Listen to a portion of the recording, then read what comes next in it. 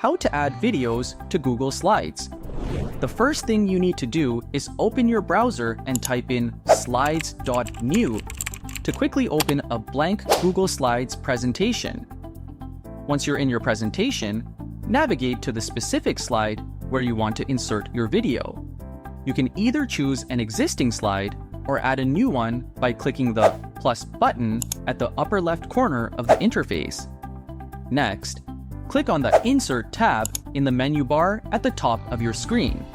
From the drop-down menu, select Video. You'll now see a pop-up that offers you 3 options for adding a video. You can search YouTube, enter a video URL, or use a video stored in your Google Drive.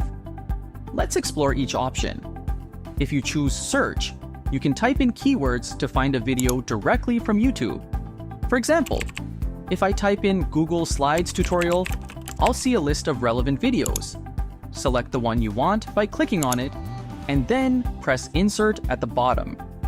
The By URL option allows you to paste a specific YouTube video link. Copy the link from YouTube, paste it in the URL bar, and then click Insert to add it to your slide. Finally, if you have videos saved in your Google Drive, click on the Google Drive tab. Navigate through your drive to find the video you need.